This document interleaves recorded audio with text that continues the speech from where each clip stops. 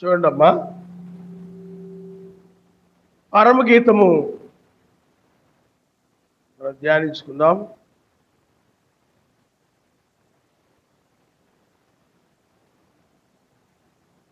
పరమగీతము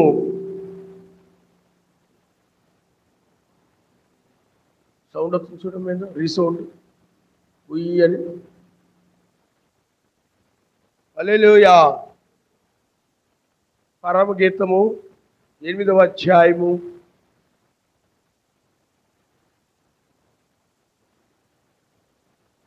5వ వచనం మనం చదువుకున్నాం. తన ప్రియుని మీద ఆనుకొని అరణ్య మార్గమున వచ్చునది ఏమిటే? జల్దర వృక్షము క్రింద నేను నిన్ను లేపి తిని అచ్చట నీ తల్లికి నీ వలన ప్రసవ వేదన కలిగెను. నిన్ను కనిన తల్లి ఇచ్చటనే ప్రసవ వేదన పడిను. చాలా అయినా మన స్తోత్రం. హల్లెలూయా, హల్లెలూయా. పిల్లారా, ఇక్కడ మనము తన ప్రియుని మీద ఆనుకొని అరణ్య మార్గమున వచ్చినది ఎవతే? తన ప్రియుని మీద ఆనుకొని, తన ప్రియుడు అంటే పిల్లారా, ఇక్కడ మనకి మెస్సయే మన ప్రియుడు అన్నారు. మన ప్రియుడు ఎవరు చెప్పండి? మెస్సయ్య. ఆయన మీద ఆనుకొని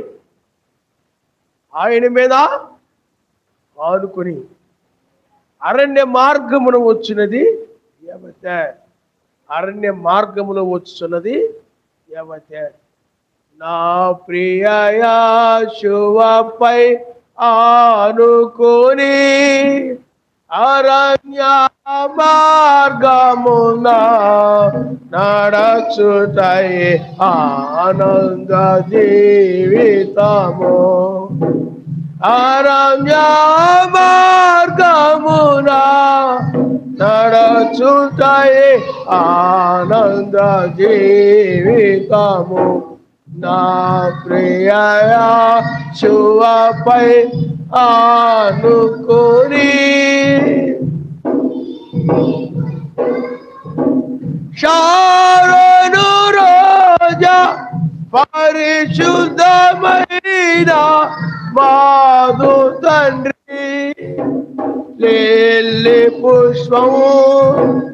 షారోను రోజా మాధు తండ్రి పూర్ణారూప సౌందర్యుడే కీర్తింపదగినాయవి నా ప్రియ యేషువపై ఆనుకొని. హల్లెలూయా, హల్లెలూయా. నా ప్రియునిపై నేను ఆనుకొని ఇలారా అంటే ఆయన మీద ఆనుకొని అంటే ఆయన మీద విశ్వాసముతో, లేకపోతే ఆయన ఆధారం చేసుకోవడమే. అర్థమైందా? ఎరా గోడ కానుకున్నావు అంటే దాని అర్థం ఏంటి? గోడ నువ్వేం చేసుకున్నావు చెప్పండి? ఆధారం చేసుకుని గోడకు అలా కూర్చొని ఉంటావు. ఆ గోడ ఆధారం చేసుకుని, అర్థమైందా? కూర్చున్నప్పుడు కుర్చీకి వెనక వైపు అది ఆధారంగా ఉంటుంది, పడిపోకుండా చక్కగా. అలాగే మనం కూడా ఆయన ఆధారం చేసుకుని, అందుకని ప్రాణప్రియురాలు ఎవరిని ఆధారం చేసుకుందని చెప్పండి? ప్రాణప్రియుడిని ఆధారం చేసుకుంది. అందుకనే మన ఆధారము, మనం ఏ కష్టం వచ్చినా ఏమొచ్చినా కూడా మనం ఏం చేయాలి చెప్పండి? ఆయన మీద మనము ఆనుకోవాలి. హల్లెలూయా, హల్లెలూయా. అపోస్తుల కార్యము 14వ అధ్యాయము మనం ఒకసారి చదువుకుందాం. అపోస్తుల కార్యము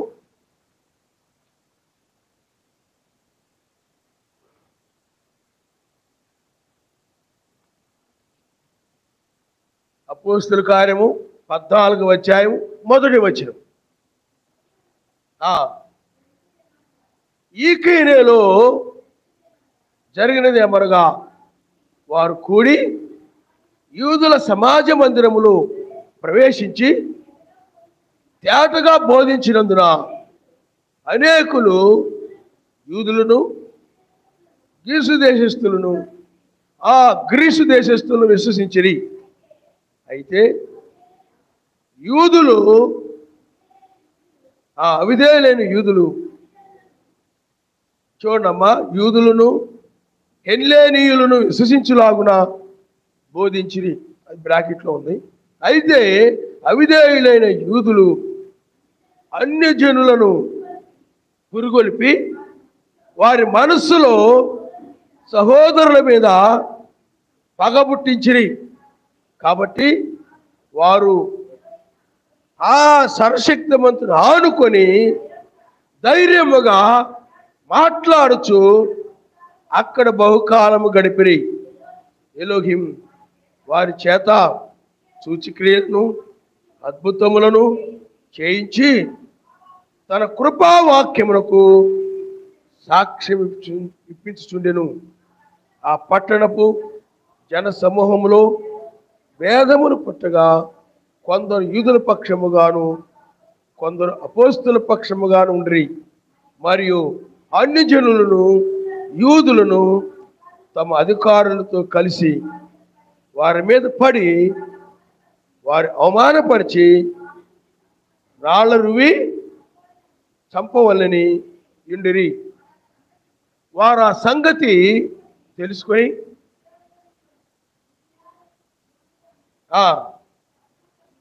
లుకీనిలోని పట్టణములను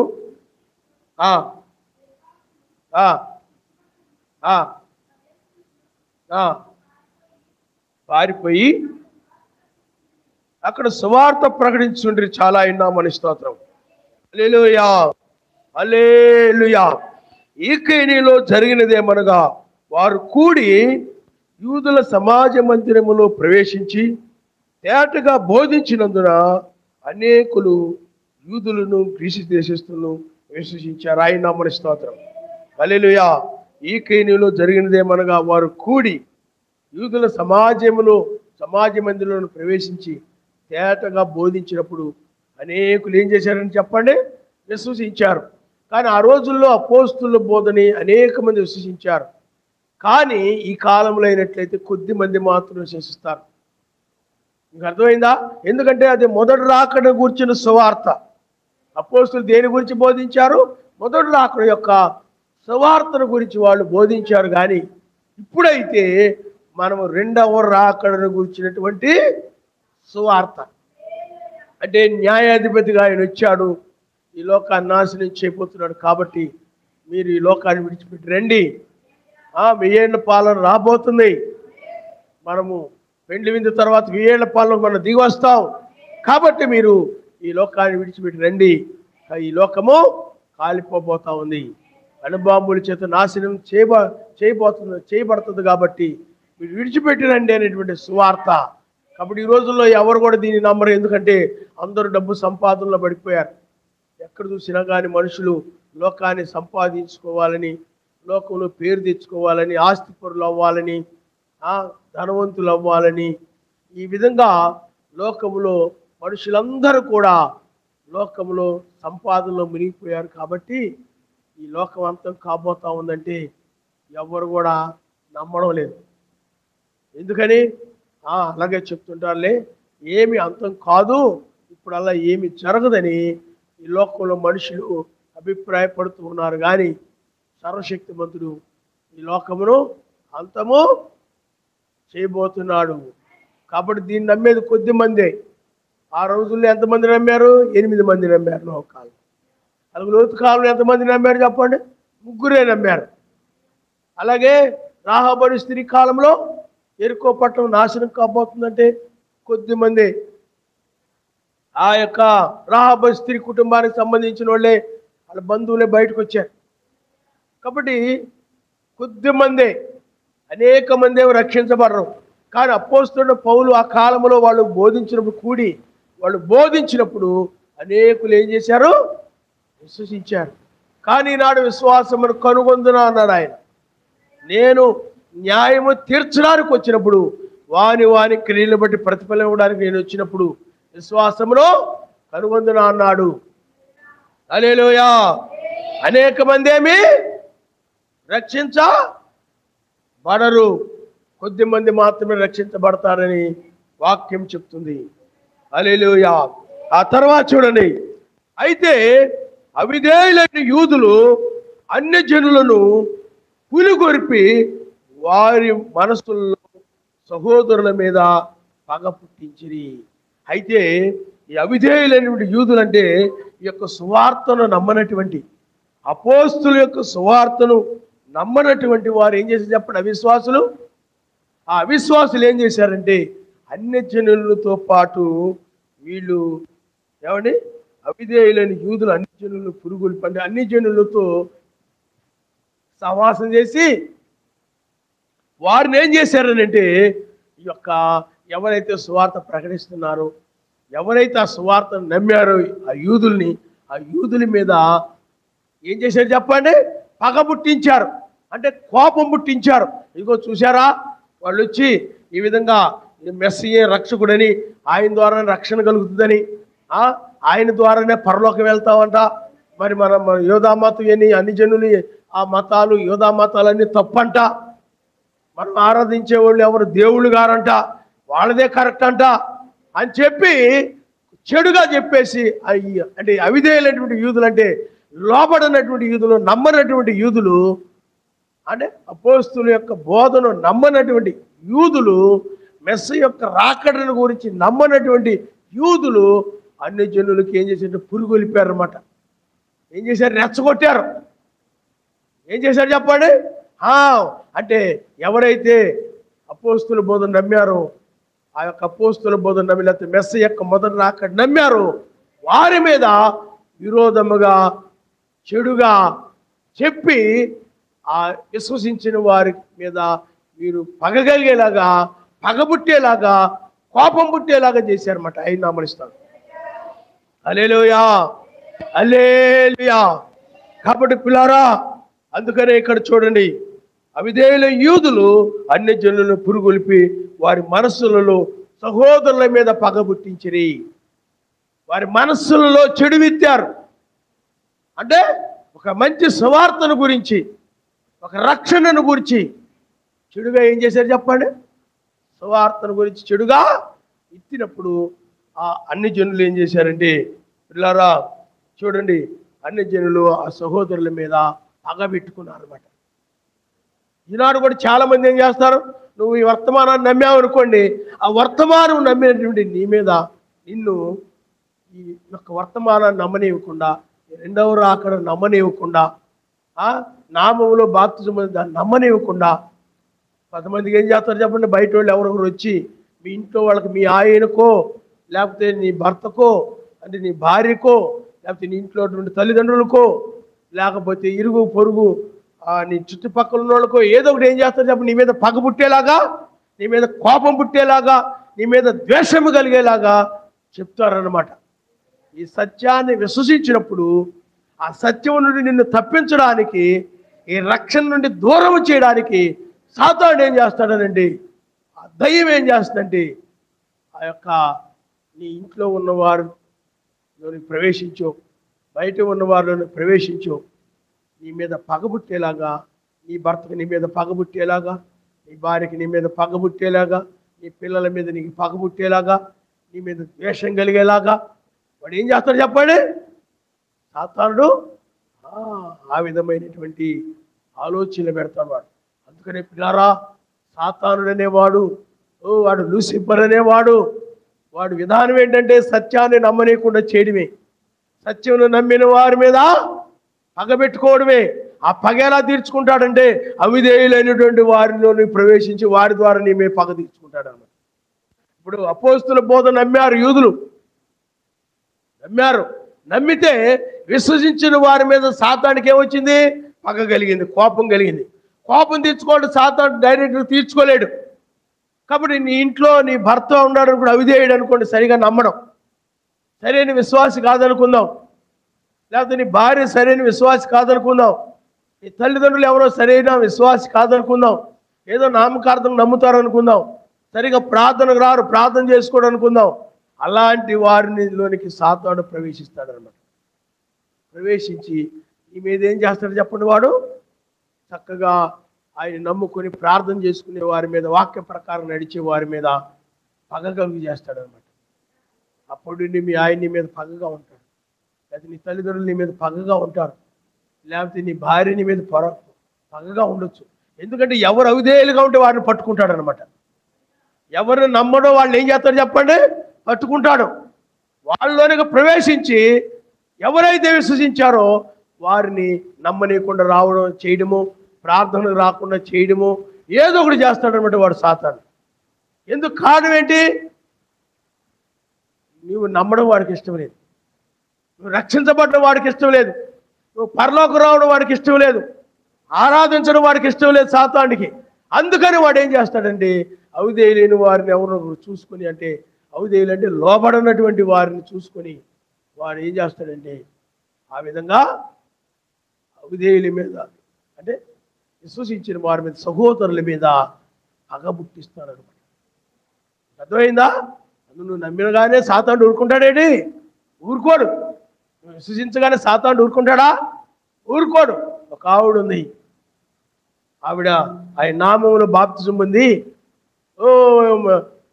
మెడకి, చెవులకి, ముక్కులకి అన్నీ తీసేసింది అనమాట. తీసేసేటప్పటికి తీసేసుకొని ఆమె చక్కగా ప్రార్థన చేసుకోవడం, ప్రార్థనకు రావడం, వాక్యం వినడం, ఆరాధన చేయడం అసలు మానదనమాట.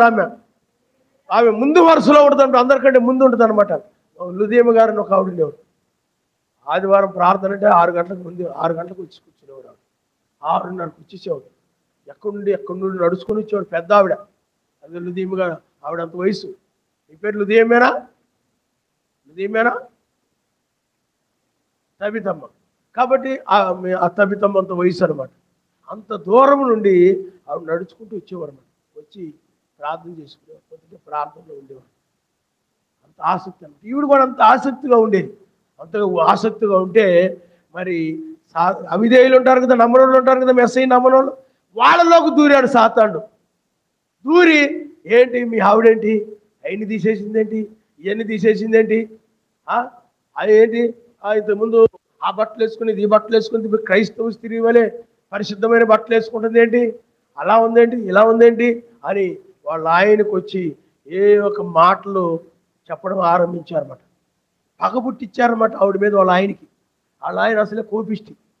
అప్పుడు ఆయన ఏం చేశాడనంటే ఆ పగ పెట్టుకుని వాళ్ళ భార్యను రోజు చిటుమాట అనడం, ప్రార్థనకి వెళ్ళలేకుండా ఇబ్బంది పెట్టడం, ప్రార్థన చేసుకుంటే బైబిల్ తీసి పక్కన పెట్టేయడం, ప్రార్థన చేసుకునే ఆయనకి ఏదో పని పెట్టడం, ఏదో పని చెప్పడం, ప్రార్థన చేసుకుంటే ఆ నీళ్ళి ఈ నీళ్ళి అలా కుళాయితున్న పట్టు, అది వండి పెట్టు, ఇది వండి పెట్టు, అలాగా ఇబ్బంది పెట్టేవాడు అనమాట. అక్కడికి వెళ్ళిద్దా, ఇక్కడికి వెళ్ళిద్దా, అది తీసుకురా, ఇది తీసుకురా, అది చేయి, ఇది చేయి అని ఆవిడని ప్రార్థన చేసుకోనికుండా రకరకాలుగా ఇబ్బందులు పెట్టేవాడు అనమాట.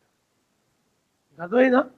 నాయనా నన్ను క్షమించిన ఆయన, నాయనా నన్ను క్షమించిన ఆయన, నా భర్తను క్షమించిన ఆయన, అతను తెలియదు నాయన, అతన్ని క్షమించిన ఆయనని ప్రార్థన చేస్తూ ఉండేదన్నమాట. ఆయన పగబుట్టించడం వల్ల అన్ని జనులు పగబుట్టించారు వాళ్ళ భర్తకి. అతడు అవిధేయుడు, నమ్ముతాడు కానీ నామకార్థం అనమాట.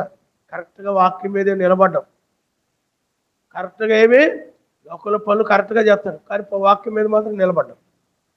అర్థమైందా? అతడు రోజు కొట్టేసేవాడు అనమాట, తిట్టేసేవాడు. పగ పెట్టడం వల్ల రోజు గొడవే ఆ ఇంట్లో. ఎందుకంటే పగబుట్టిచ్చారనమాట. పెట్టుకుంటావా లేదా, చెవులకు పెట్టుకుంటావా లేదా, నేనేమైనా చచ్చాను అనుకున్నావా, నేనున్నాను కదా, లోకమంతా ఏమనుకుంటున్నారు నన్ను, అటు ఇటు వెళ్తే అడుగుతున్నారు నన్ను మీ ఆవిడికి ఏమైందని, నేనేం చెప్పను. రోజు గొడవలు. కొంతమంది ఏం చేసేది చెప్పండి, కలహాలు పెడతారన్నమాట. ఆ విధంగా పగబుట్టించి ఏం చేస్తారు చెప్పండి, కలహాలు పెడతారు. ఇక్కడ కూడా యూదుల మీద, నమ్మినటువంటి వారి మీద కొంతమంది అవిదే యూదుల్లోనే అంటే నమ్మనటువంటి యూదులు అన్నమాట. వాళ్ళు అన్ని జనులకి లేనిపోయి చెప్పి అపోస్తుల మీద లేకపోతే యూదుల మీద సహోదరుల మీద లేనిపోయి చెప్పి కలహాలు పెట్టారన్నమాట, పగ పుట్టించారన్నమాట. అన్ని జనులు వచ్చి వీళ్ళ మీద కలహాలు పెట్టుకుని, ఇక్కడ మీటింగులు పెడుతున్నారేంటి, ఇక్కడ ప్రార్థన పెడుతున్నారేంటి, ఏంటి అని గొడవలు. అర్థమైందే మీకు? కాబట్టి సాతానుడే ఇవన్నీ చేసేది. బలహీనులను అవిధేయులను ఉపయోగించుకోవడం సాతాను. అందుకే ప్రార్థన మానకూడదండి. ప్రార్థన మానితే ఏం చేస్తాడు చెప్పండి? వాళ్ళని సాతాను ఎక్కువగా ఉపయోగించుకుంటాడు. ఎందుకంటే వాక్యానికి పెద్ద చోటు ఉండదు. వాక్యం వింటా, వాక్యం నీలో ఉంటుంది, కానీ వాళ్ళు ఆదివారం నాడు వింటారు, మిగతా టైం వినరు. ఈ వారం అంతా కూడా ఆ పనులు ఈ పనుల్లో ఉండి ఇంకా వాక్యానికి దూరంగా ఉండడం వల్ల సాతాను ఎక్కువగా వాళ్ళ పనిచేస్తుంటాడు అన్నమాట. సహనం తక్కువగా ఉంటుంది. ప్రార్థన ఎవరైతే చేసుకోరో సరిగా వాళ్ళకి కోపం ఎక్కువగా ఉంటుంది అనమాట. సహనం చాలా తక్కువగా ఉంటుంది, ఏది తట్టుకోలేరన్నమాట. దానికి కారణం ఏంటంటే ప్రార్థన లేక. అందుకని యోబు ఆ సహనం కలిగి నిలబడ్డాడంటే దానికి కారణం ఏంటి? ప్రార్థన. మోషేలు నిలబడ్డాడంటే కారణం ఏంటి చెప్పండి? ప్రార్థన. ప్రార్థన లేకపోతే ఏది కూడా తట్టుకోలేరన్నమాట, ఏది కూడా సహించలేకపోతుంటారు అన్నమాట, ఓర్చుకోలేకపోతుంటారు. చాలా భయంకరంగా ఉంటుంది అన్నమాట. అందువల్లనే ప్రార్థన అనేటువంటిది చాలా ప్రాముఖ్యమైనది. ఎడతెగక ఎల్లప్పుడూ ప్రార్థన చేసుకునే వాళ్ళు అన్నిటిని తట్టుకొని నిలబడతారు. ఆయన నమ్మని స్తోత్రం. హల్లెలూయా. అందుకని ఒక ఖాళీ బండి వెళ్ళిపోతుంది అనుకోండి, శబ్దాలు వస్తాయి. ప్రార్థన లేని వాళ్ళు కూడా అంతే. వాళ్ళ మీద వీళ్ళ మీద, వీళ్ళ మీద వాళ్ళ మీద ఏదో కలహం పెట్టుకుంటూ ఉంటారన్నమాట ప్రార్థన లేక. అదే ప్రార్థనా పరులు కనుక అయినట్లయితే బండి మీద వెళుతున్నట్టు నిండుగా బండి మీద ఏమైనా సరుకులు వేసామనుకోండి, ఏ శబ్దం చేయకుండా వెళ్ళిపోతుంటారు. హల్లెలూయా, హల్లెలూయా. అంటే సహనముతో ఉంటాడు అన్నమాట అన్ని కూడా. అందువల్ల ఆమె ఎన్ని పెట్టుకోమని శోధన, కానీ ఏం పెట్టుకోకుండా ఆమె అలాగే నిలబడింది. నీకు విడాకులు ఇస్తాను, నేను పుట్టింటికి పంపిస్తాను, అలా చేస్తాను, ఇలా చేస్తాను, ఇలా చేస్తాను, అలా చేస్తాను, పెద్ద మనుషుల్లో పిలుస్తాను, నేనేం ఊరుకోను, నేను తేలిపోవాలి, నా సంగతి ఏదో నీ సంగతి ఏదో తేలిపోవాలి, మిమ్మకు ఫోన్ చెప్తాను, వాళ్ళకు ఫోన్ చేసి చెప్తాను, బెదిరించి రకరకాలుగా ఇబ్బందులు పెడితే నువ్వు కావాలో మెసేజ్ కావాలో తేల్చుకో అంటే ఆయనే కావాలని ఆయన నమ్మనిస్తాను. హల్లెలూయా, హల్లెలూయా. ఎందుకంటే ఆ చుట్టుపక్కల వాళ్ళ ఎన్ని తీసేసరికి ఏం చేశారు చెప్పండి? లేనిపోయినవన్నీ కూడా చెప్పేశారు. కలహాలు అంటే పగ పుట్టించారన్నమాట ఆమె మీద, వాళ్ళ భర్తకు చెప్పి అవన్నీ కూడా. ఎందుకంటే వాళ్ళు అన్యులు, ఆ పగ పుట్టించారన్నమాట. పగ పుట్టించినప్పటికి కూడా ఆమె అలాగే నిలబడింది. ఆయన నామనిస్తారు. ఆయన నామమే నాకు కావాలి, ఆయనే కావాలి, ఆ రక్షణే నాకు కావాలి. హల్లెలూయా. పైనున్న ఆకాశమందునా క్రిందున్న భూలోకమందునా, పైనున్న ఆకాశమందునా క్రిందున్న భూలోకమందునా లేదు ఏడా మమ్మున రక్షణ, లేదు పాప క్షమాపణ, లేదు ఏనా మమ్మున రక్షణ, లేదు పాప క్షమాపణ. హల్లెలూయా. అప్పుడు ఆయన కోసం ఆమె బలంగా నిలబడింది అన్నమాట. కాబట్టి ఇక్కడ యూదుల మీద కూడా ఏం చేశారు చెప్పండి? యూదులు యోధా మతాన్ని విడిచిపెట్టి ఆ యొక్క క్రైస్తవులుగా మారిపోయారంట అని చెప్పి ఆ విధంగా అన్ని జనులు, ఆ యూదుల్లోని వాళ్ళే సొంత సహోదరులే అన్ని జనులకి ఏం చేసేది చెప్పండి? పురిగొల్పి లేనిపోయి చెప్పి ఆ విధంగా కలహాలు పెట్టారన్నమాట. అందువల్ల పిల్ల అవిధేయులు ఏం చేస్తారు చెప్పండి? కలహాలు. వాక్యాన్ని నమ్మని వారు, వాక్యానికి లోబడని వారు ఏం పెడతారు? మెస్సీని నమ్మని వారు కలహాలు పెడతా ఉంటారు వారు. అందుకనే వారు జరిగింది కాక మిగతా వాళ్ళందరూ కూడా చెడగొడతారు అన్నమాట. అర్థమైందా? కాబట్టి చూడండి, అయితే కాబట్టి వారు మెస్సీను ఆనుకొని ధైర్యంగా మాట్లాడుచు అక్కడ బహుకాలము గడిపారు. హల్లెలూయా. చూడండి, వారు మెస్సీను ఆనుకొని ధైర్యముగా మాట్లాడుచు ఎప్పుడైతే మెస్సయ్య మీద ఆనుకుంటామో అప్పుడు ధైర్యం వస్తుంది అనమాట. అందుకని నా ప్రియుడి మీద, అంటే మనం ఎలాగైతే మన ప్రియుడి మీద ప్రియుడు అంటే మెస్సయ్య మీద ఆనుకున్నామో అలాగే ఆమె కూడా ఆ ప్రియుని మీద ఆనుకున్నది.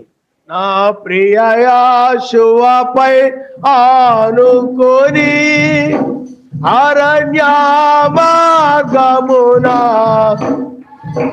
దయానంద జీవితము, అరణ్య మార్గమున నడచుటయే ఆనంద జీవితం. హల్లెలూయా. ఆ ప్రియుని మీద ఆనుకోవడమే అంటే వాక్యం మీద ఆనుకోవడమే, సర్వశక్తిమంతుని మీద ఆనుకోవడమే. ఎవరైతే ఆయన మీద ఆనుకుంటారో వాళ్ళు ధైర్యముగా ఉంటారు. 3 యూదులు చూడండి, ఆయన మీద ఆనుకున్నారు అంటే ఆయన నమ్మారు.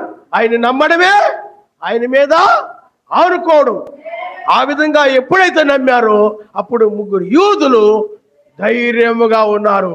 అందుకని మనం చక్కగా ప్రార్థన చేసుకుంటూ, ప్రార్థనకు వస్తూ, వాక్యం వింటూ, ఏమండి ఆ విధంగా మనం ఉన్నాం అనుకోండి, ఆ వాక్య ప్రకారం నడుస్తూ ఉన్నప్పుడు మనకు ధైర్యముగా ఉంటుంది అన్నమాట. ఎందుకనంటే మనం ఆయన మీద ఆనుకొని ఉన్నాం కాబట్టి. అందుకనే నువ్వు ఎవరిని ఆధారం చేసుకోవద్దు. ఎవరిని ఆధారము? ఆ 3 యూదులు చూడండి, రాజును ఆధారం చేసుకోలేదు, వాళ్ళ బలాన్ని ఆధారం చేసుకోలేదు, ఎవరి మీద ఆనుకోలేదు. ఎవరి మీద ఆనుకోనకుండా ఆయన మీద ఆనుకున్నారు. హల్లెలూయా. హల్లెలూయా. సారెపతులోని దూరాలు ఉంది, ఆమె కూడా ఆయన మీద ఆనుకొని ఉంది. అప్పుడు ఏలి ఆమె దగ్గరికి నడిపించబడ్డాడు. ఆయన నమ్మని స్తోత్రం. హల్లెలూయా. అందుకనే ఆయన మీద ఆనుకునే యూదులు ధైర్యముగా ఉన్నారు. ఇక్కడ వీళ్ళు కూడా పిల్లారా, ఇక్కడ వీళ్ళు కూడా ఎలా ఉన్నారంటే అపోస్తులు కానీ లేకపోతే ఆయన యొక్క శిష్యులు కానీ ఆ యొక్క యేసయ్య యొక్క మొదటి రాకడ నమ్మినటువంటి వారు ఆయన మీద ఆనుకుని ఉన్నారు. ఎవరిని ఆధారం చేసుకున్నారు చెప్పండి? ఆయన ఆధారం చేసుకుని ఉన్నారు, ఆయన మీద ఆనుకుని ఉన్నారు. కాబట్టి ధైర్యముగా మాట్లాడుతున్నారు.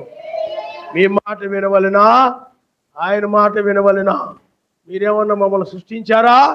మనుషులారా, మీరు మమ్మల్ని ఏమి సృష్టించలేదు, కానీ మమ్మల్ని సృష్టించిన వాడు ఆయన కాబట్టి ఆయన మాట మేము వింటాం తప్ప మరి ఎవరి మాట మేము వినమన్నారు. హల్లెలూయా. కాబట్టి ధైర్యం ఎక్కడ వచ్చింది చెప్పండి? ఆయన ఆధారం చేసుకుని ఉన్నప్పుడు, ఆయన మీద ఆనుకున్నప్పుడు ఆ ధైర్యము. అందుకనే ఇక్కడ వాళ్ళు మెస్సయ్యను ఆనుకొని ధైర్యంగా మాట్లాడుతున్నారంటే ధైర్యముగా బోధిస్తూ ఉన్నారు, ధైర్యముగా ప్రకటిస్తూ ఉన్నారు. ఈనాడు కూడా 1996 నుండి ఇది సత్యమని, ఇది 2వ రాకడకు సంబంధించిన వర్తమానం అని వేకు చుక్కను గురించి ధైర్యముగా ప్రకటించడం జరుగుతుంది. ఎందుకంటే వాక్యం యొక్క ఆధారాలు ఉన్నాయి, ఏమండి వాక్యం యొక్క రుజువులు ఉన్నాయి. ఈ 7వ ముద్రకు సంబంధించిన వర్తమానాన్ని బట్టి ధైర్యంగా నిలబడ్డానికి కారణం ఏంటి చెప్పండి? ఆయన మీద ఆనుకోవడమే. 1996 నుండి ఇక్కడికి వచ్చిన దగ్గర నుండి ఆయన మీద ఆనుకొని ప్రయాణం కొనసాగుతుంది. ఆయన నమ్మనిస్తాడు. హల్లెలూయా. ఏ మనుషుల మీద, లోక జ్ఞానుల మీద, లోక సంబంధమైన వారి మీద, ఎవరి మీద ఆనుకొని కాదు, కానీ ఆయన మీద ఆనుకొని ప్రయాణించేది ఆయన వధువై ఉన్నది. అందుకని ఆ ప్రియుని మీద ఆనుకొని ప్రయాణం చేసేటువంటిది ఆయన యొక్క వధువు. అందుకని నీకు ఏ శ్రమ వచ్చినా, ఏ శోధన వచ్చినా, ఏ కష్టం వచ్చినా ఆయన మీద నువ్వు ఆనుకోవాలి. ఆయనే నీకు ఆధారము. అందువల్ల మనుషుల్ని మనం గనపరచకూడదు. ఎవరు గనపరచాలి చెప్పండి? ఆయనే గనపరచాలి, ఆయనే మహిమపరచాలి. ఆయనే స్తోత్రారుడు, ఆయనే స్తుతిపాత్రుడు. ఎందుకంటే నీ కోసము మేము ఎవ్వరు కూడా నీ కోసం ప్రాణం పెట్టలేదు. ప్రణాం గారు కూడా ప్రాణం పెట్టలే, ఎవరు పెట్టలే నీ కోసం. కలవరి శిలువలో ఆయన మాత్రమే ప్రాణం పెట్టాడు. అందువల్ల నువ్వే ఆయన మీదే నువ్వు ఆనుకోవాలి. ఆనుకుంటే నీకేమొస్తుంది చెప్పండి? ధైర్యం వస్తుంది. ఆయన మీద ఆనుకున్న వాళ్ళకి ఏమొస్తుంది? ధైర్యము. ధైర్యంగా ఉంటారు. 3 యూదులు ఎందుకు ధైర్యంగా ఉన్నారు? ఆయన మీద ఆనుకున్నారు కాబట్టి. అపోస్తలులు ఎందుకు ధైర్యముగా బోధించారు? వాళ్ళు ఆయన మీద ఆనుకున్నారు కాబట్టి. వాళ్ళు దేని భయపడలేదు. ఎందుకంటే లోకంలో ఉన్న వానికంటే మేము ఆనుకున్నవాడు గొప్పవాడు, మాలో ఉన్నవాడు గొప్పవాడు, మాలో ఉన్న పరిశుద్ధాత్మ గొప్పది అని వాళ్ళు ఏమీ భయపడలేదు. అర్థమైందా? పురుగొలిపి సహోదరుల మీద అన్ని జనులకు లేనిపోని చెప్పి పురిగొలిపి పగ పుట్టించినప్పుడు కూడా ఆ పగ కలిగిన వారిని చూసి భయపడలేదు, ఆ కోపముతో ఉన్నవారిని చూసి భయపడలేదు, ఆ కక్షతో ఉన్నవారిని చూసి భయపడలేదు. ఏమండి? ఆ ద్వేషంతో ఉన్న వారిని చూసి భయపడలేదు, ఆ కలహానికి ముందున్నటువంటి వారిని చూసి భయపడటం లేదు. కానీ వీళ్ళు ధైర్యముగా ఉన్నారు. కారణం ఎందుకంటే ఆయన మీద ఆనుకుని వారు. ఆయన మీద ఆనుకుంటే నీకు ధైర్యం వస్తుంది. ఆయన మీద ఆనుకుంటే వస్తుంది చెప్పండి, ధైర్యము వస్తుంది. దేనికి నువ్వు భయపడాల్సిన పని.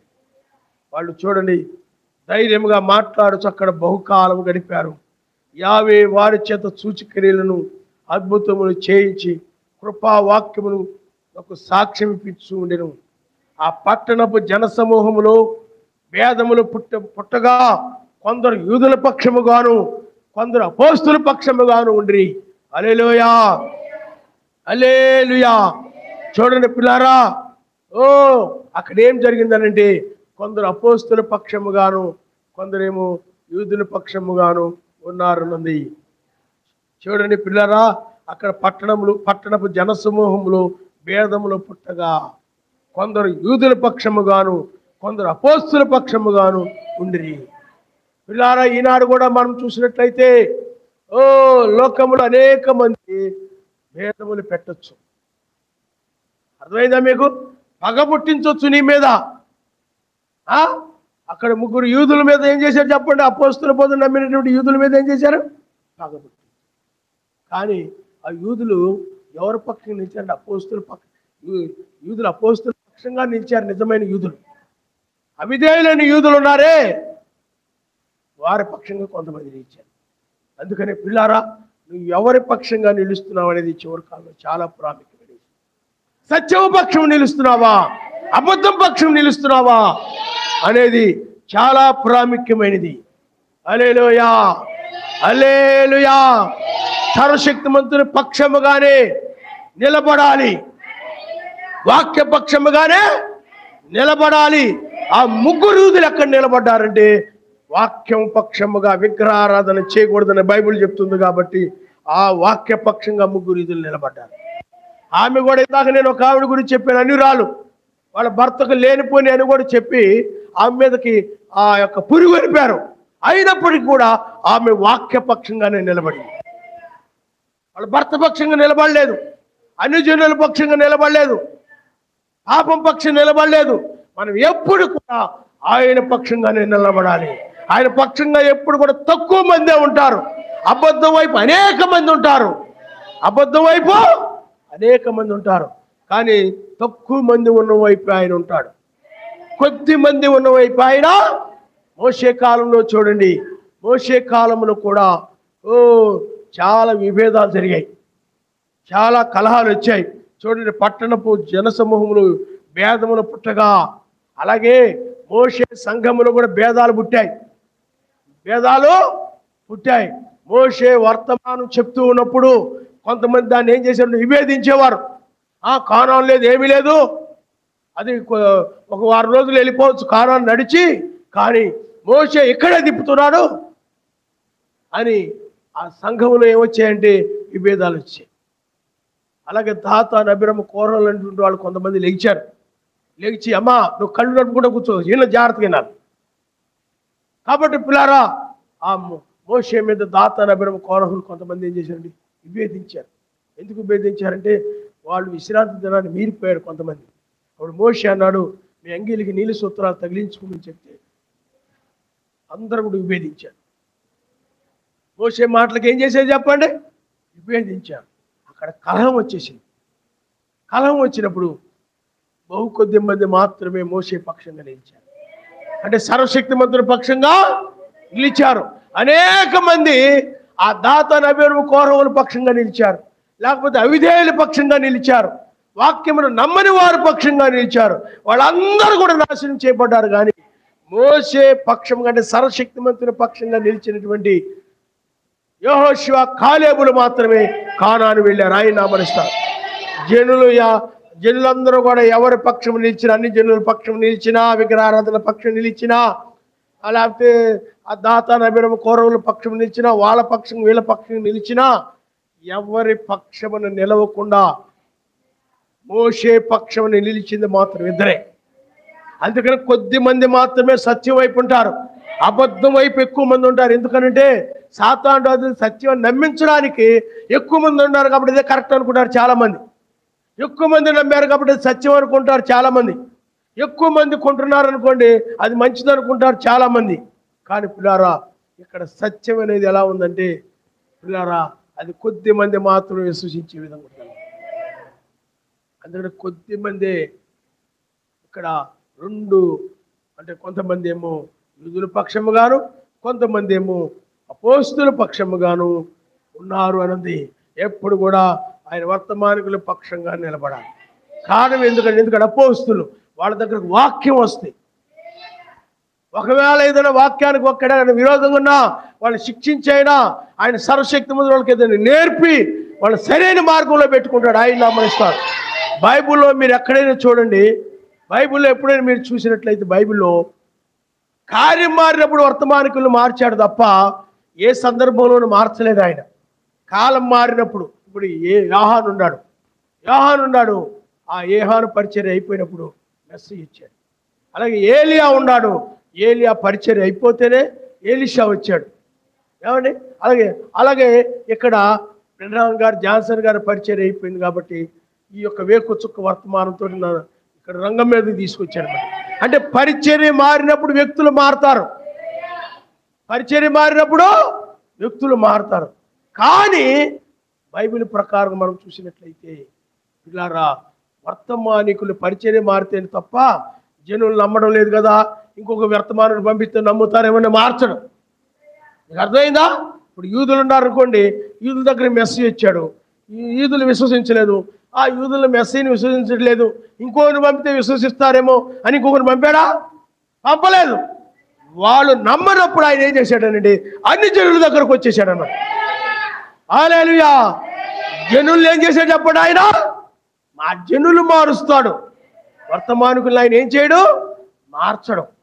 మోషే ఉన్నాడు అనుకోండి, మోషేని ఇద్దరు తప్ప అనేక మంది నమ్మలేదు. నమ్మకపోయేటప్పటికి ఆయన ఏం చేశాడనంటే పిల్లారా, అప్పుడు పాత తరములో అందరూ కూడా నాశనం చేసి కొత్త జనాంగాన్ని తీసుకొచ్చాడు. ఆయన నమ్మరిస్తాడు. హల్లెలూయా, హల్లెలూయా. అందుకు ఆయన ఏం చేస్తాడు చెప్పండి, జనులను మారుస్తాడే తప్ప వర్తమానికుల్ని మార్చడు. అందుకని మనం ఎప్పుడు కూడా వర్తమానికులతో మనం నిలబడాలి. ఎందుకంటే వర్తమానికులు నమ్మని వారందరూ ఎందుకంటే వాళ్ళు వర్తమానం తీసుకుని రావడానికే ఆయన దగ్గర నుండి ఆ వధువుకు బోధించడానికి, వర్తమానం తీసుకొని రావడానికి వాళ్ళు పంపబడ్డారు. వాళ్ళు నీకు బోధించడానికి, ఆయన గురించి చెప్పడానికి పంపబడ్డారు. కాబట్టి అందువల్ల ఎప్పుడు కూడా వర్తమానికులతో నిలబడాలి. ఇక్కడ కూడా నిజంగా వాళ్ళు అపోస్తులతోనే నిలబడ్డారు, యూదులతో కాదు నిలబడాల్సింది, ఔదేయులతో కాదు, అన్ని జనులతో కాదు నిలబడాల్సింది. ఎవరితో నిలబడాలి చెప్పండి? వర్తమానికులతోనే నిలబడాలి తప్ప, అందుకని అపోస్తుల పక్షంగా నిలబడ్డారు తప్ప జనుల పక్షంగా. అందుకని విభేదాలు కలిగినప్పుడు వాక్య పక్షంగానే నిలబడాలి. వాక్యం వేచుంది దాని పక్షంగానే నిలబడాలి తప్ప మరి మనుషుల పక్షంగా మనము నిలబడకూడదు.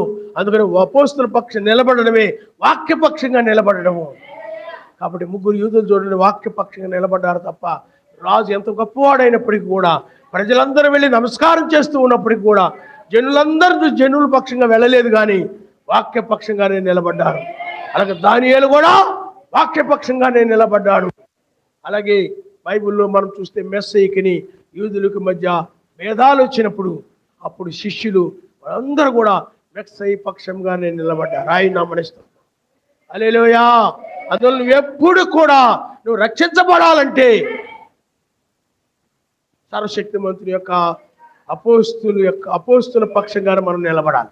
అందుకని ఈనాడు మనం అపోస్తుల పక్షంగా నిలబడ్డాం. అంటే అపోస్తుల బోధ, అపోస్తులు చెప్పారు వేకువచుక్క గురించి, పేతురు చెప్పాడు, యోహాను చెప్పాడు, అపోస్తులుడు పౌలు చెప్పాడు, వీళ్ళందరూ చెప్పారు. కాబట్టి వాళ్ళ మాటల పక్షంగా నిలబడ్డాము, అపోస్తుల పక్షంగా నిలబడ్డాం. ఈనాడు మనం అపోస్తుల పక్షం నిలబడినట్టు ఉన్నాము. అందుకనే దీనికి లేఖన ఆధారాలు ఉన్నాయి.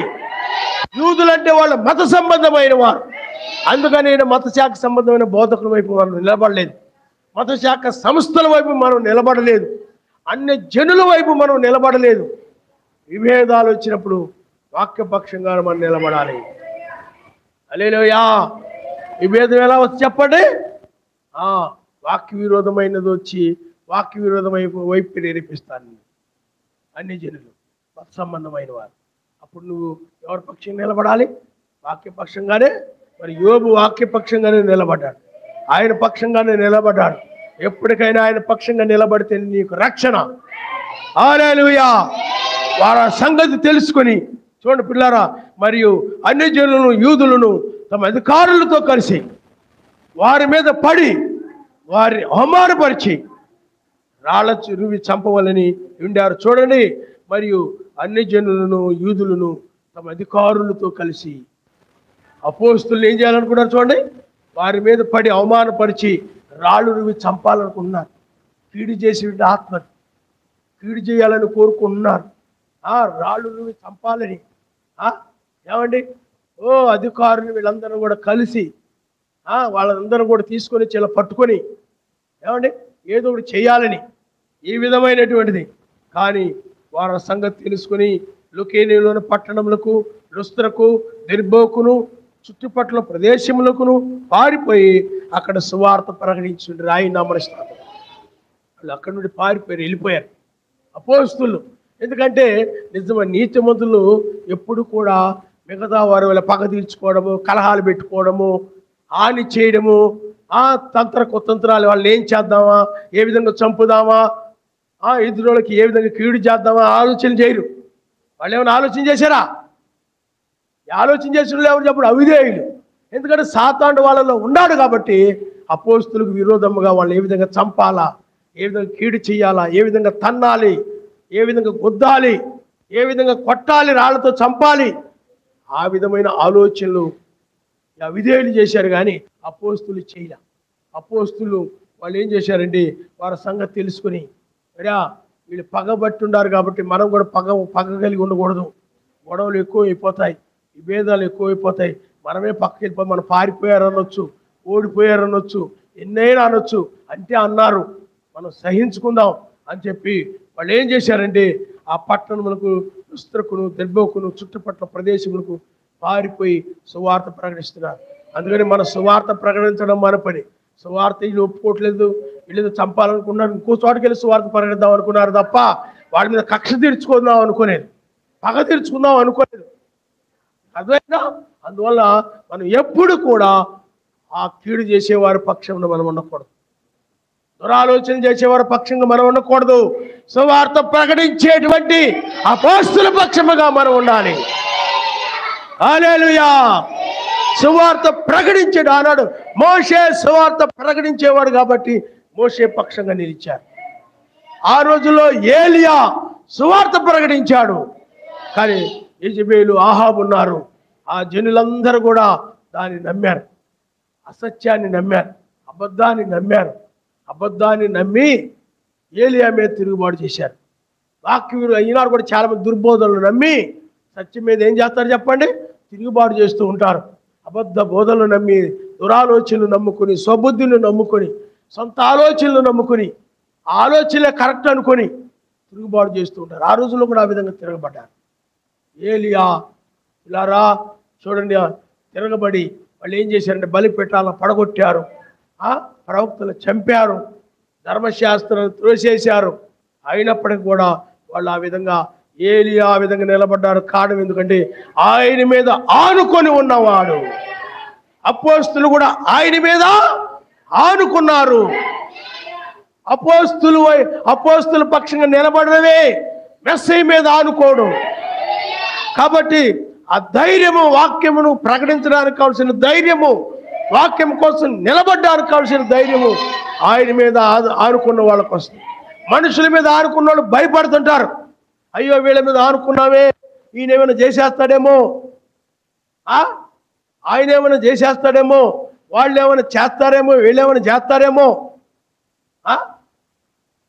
మనుషుల మీద ఆనుకున్న వాళ్ళు ఏమైపోతుంటారు చెప్పండి? మనుషులకు భయపడిపోతుంటారు, పిరికి వారిగా మారిపోతుంటారు, ఉనికిపోతుంటారు, ధైర్యంగా ఉండలేరు. మనుషులను నమ్ముకున్నవారు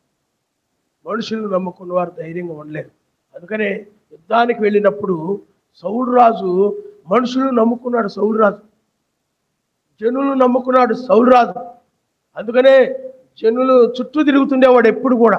మా పాస్టర్ గారు అనేవాడు, అయ్యగారు పాస్టర్ గారిని. ఆ పాస్టర్ గారు ఉన్నారనుకోండి, కనిపెట్టి విశ్వాసం కోసం ప్రార్థన చేసేవాడు కాదు. కనిపెట్టి ఏం చేయాలి చెప్పండి? విశ్వాసుల కోసం ఏం చేయాలి? ప్రార్థన చేయాలి. ఎవరు రోగులుగా ఉంటే ఏం చేయాలి చెప్పండి? వాళ్ళ గురించి అస్తమాను, లేకపోతే ఎవరు సమస్యలో ఉంటారు, ఒడిదుడుకుల్లో ఉంటారు, అస్తమాను వాళ్ళ ఇంటికి వెళ్ళి తిరిగి వచ్చేయడం కాదు.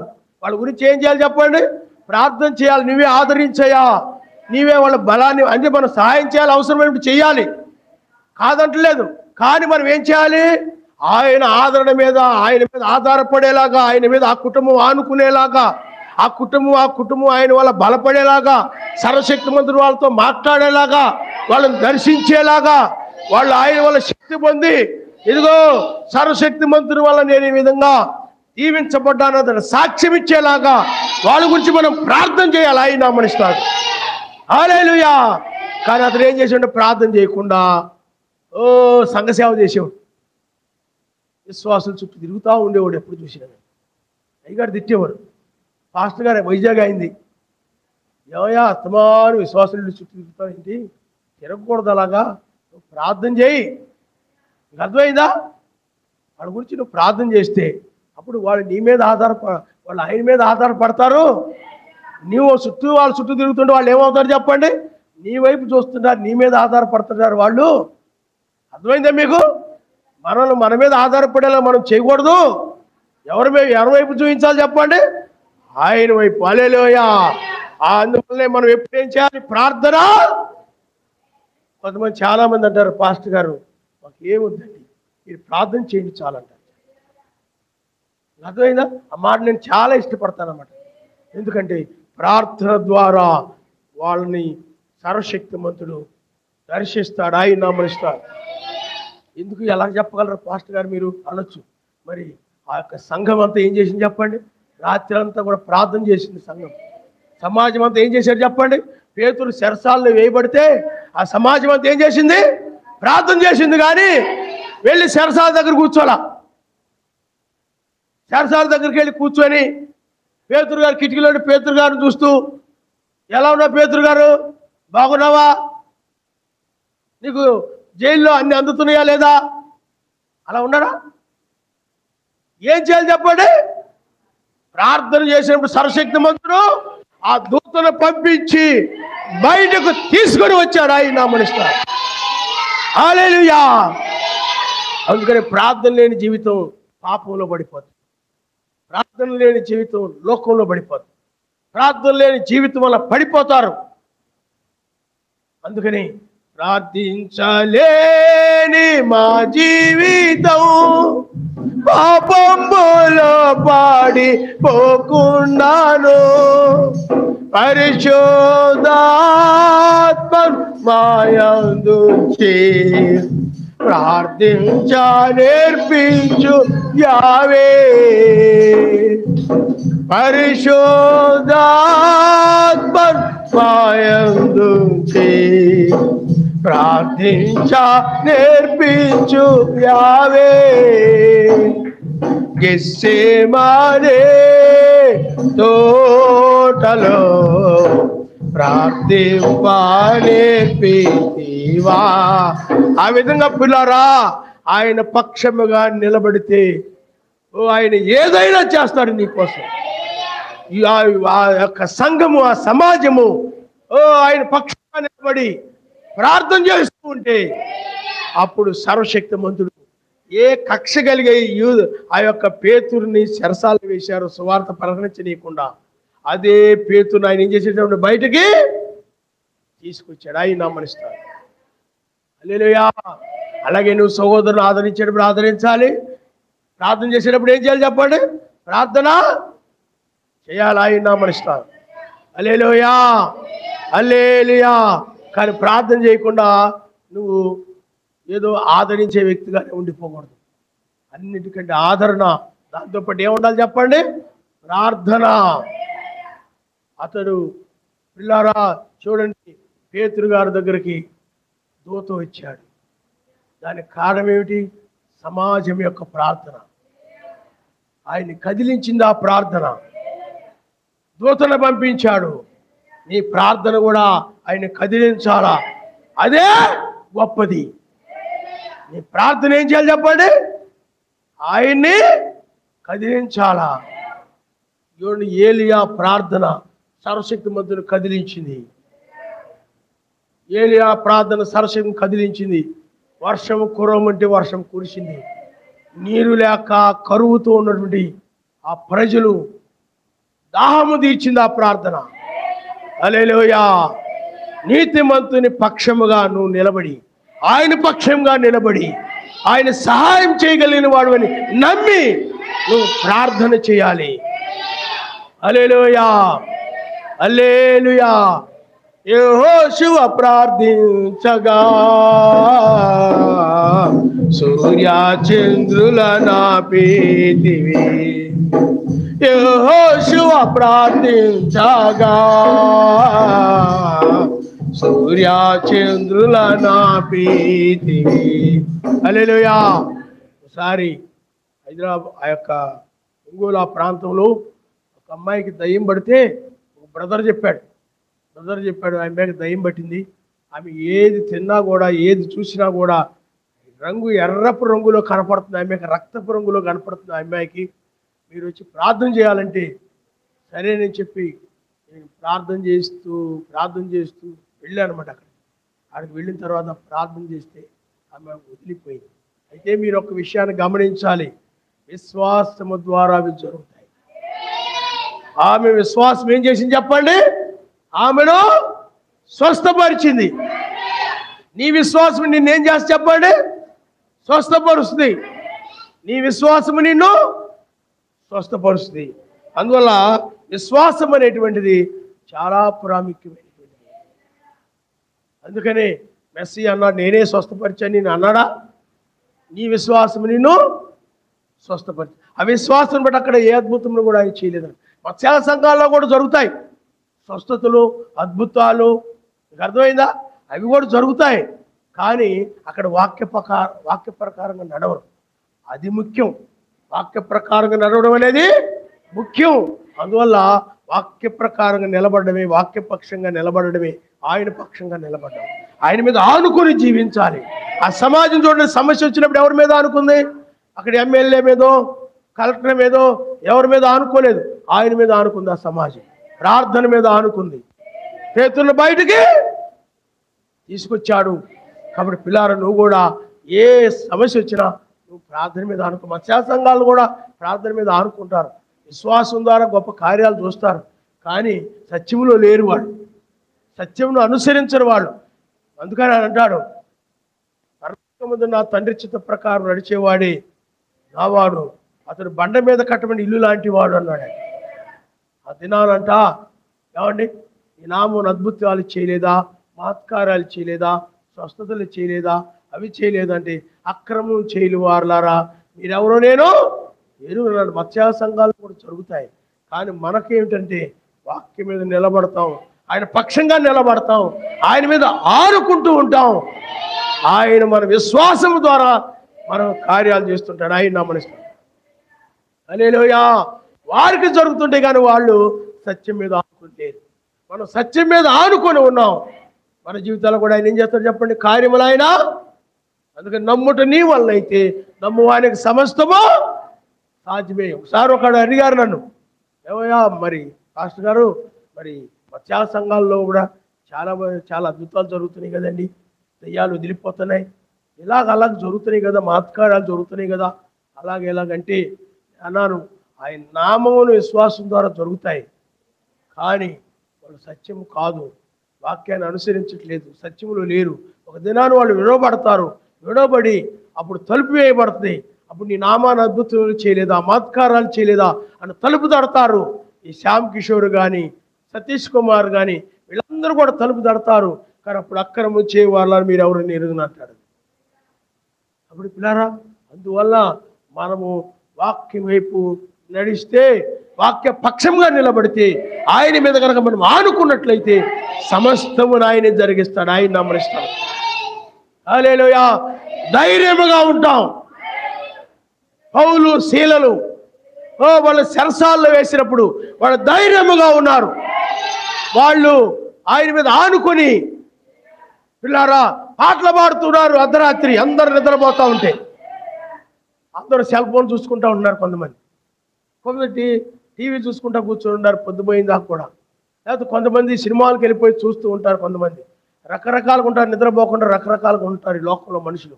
కానీ వాళ్ళైతే పౌలు శీలలు పాటలు పాడుతూ స్తుతిస్తూ ఘనపరుస్తూ మహింపరుస్తూ ఉన్నారు. మహింపరుస్తూ ఉంటే ఆ యొక్క ఏమొచ్చింది చెప్పండి, విడుదల వచ్చింది వాళ్ళకి. సంఖ్యలు ఏమైపోయినాయి, విడిపోయాయి. చెరసాల నాయకుడు 7 సైనికులు అటు వెళ్ళిపోయారేమని భయపడిపోయి తను తాను రేపు ఏం చెప్పాలి వీళ్ళందరి గురించి అని భయపడి తను తాను చంపుకోకపోతే పౌలు అంటాడు, ఎక్కడే మేమున్నాము, మీరేమి భయపడాల్సిన పని లేదని. హల్లెలూయా.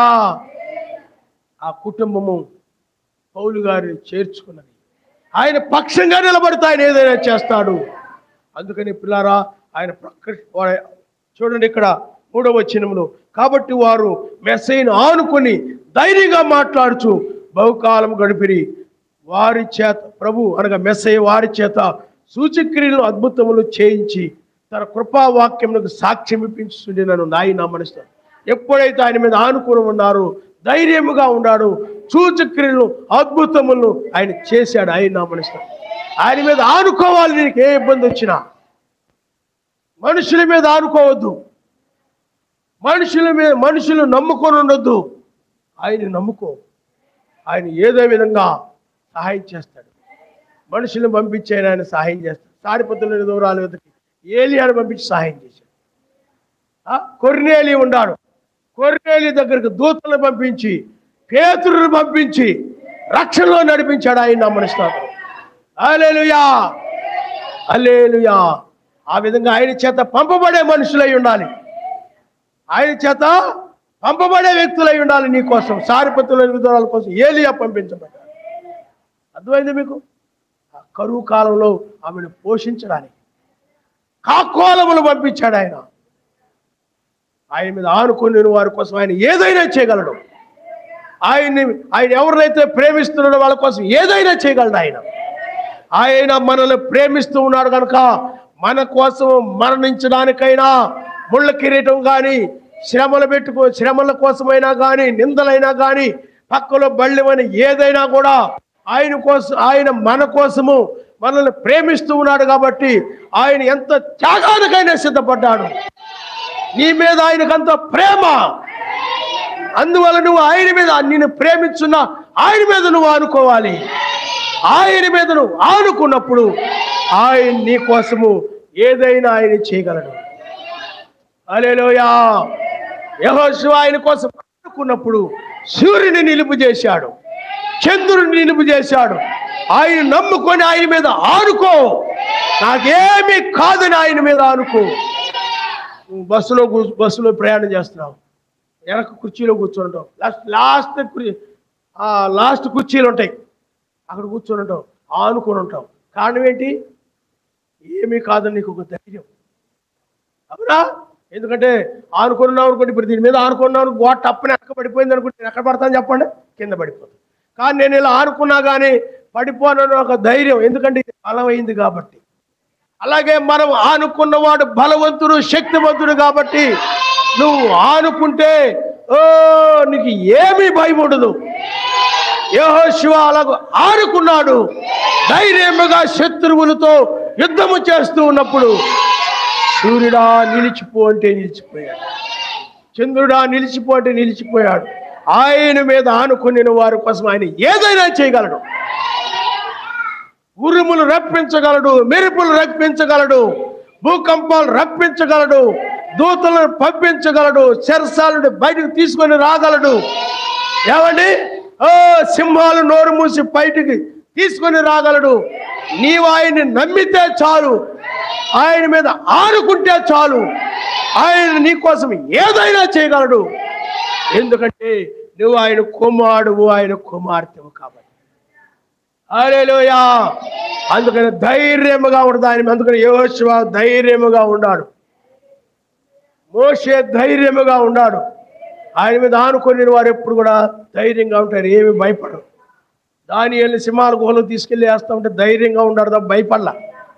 ఎందుకంటే ఆయన మీద ఆనుకున్నాడు కాబట్టి. ముగ్గురు యూదుల్ని అగ్నిలోకి తీసుకెళ్తా ఉంటే ఏమి భయపడలా. ఆయన మీద ఆనుకున్న వారు భయపడరు, ధైర్యంగా ఉంటారు.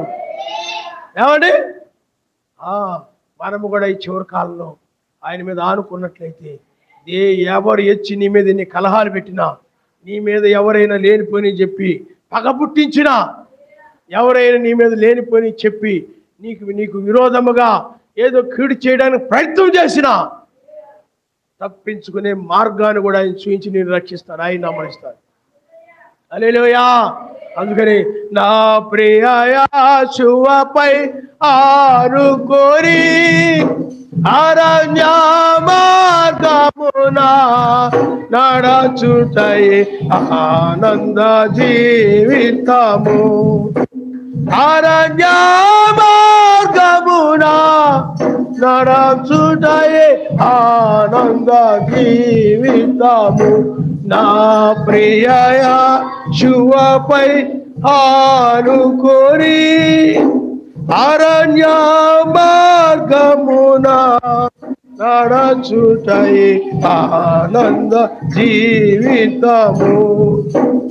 అరణ్య మార్గమున నడచుటై ఆనంద జీవితము.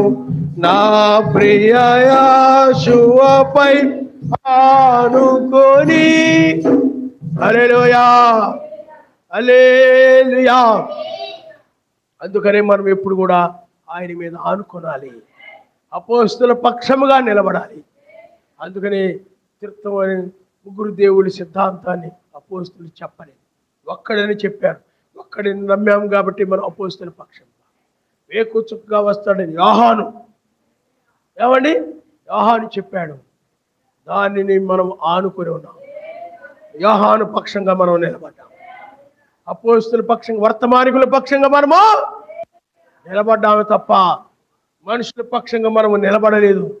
హల్లెలూయా, హల్లెలూయా. అందుకని ఆయన పక్షంగా నిలబడితే, ఆయన నీ పక్షంగా నిలబడి ఆయన యుద్ధముల్లో విజయం ఇస్తాడు.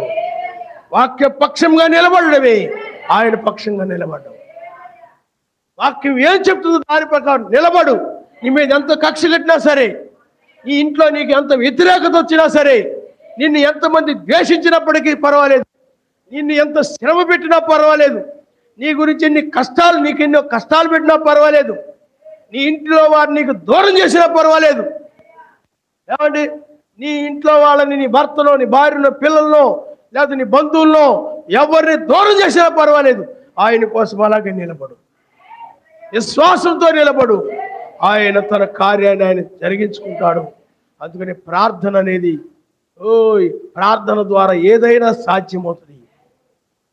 ప్రార్థన అనేది అందువల్ల ఆయన మీద ఆనుకునేవారు ఎప్పుడు కూడా ఆయన వైపు చేతులెత్తి ప్రార్థన చేస్తూ ఉంటారు. ఆయన నామమున స్తోత్రం. హల్లెలూయా. చూడండి, దానియేలు చేతులెత్తి ప్రార్థన చేసినప్పుడు శ్రమలు ఎక్కువే.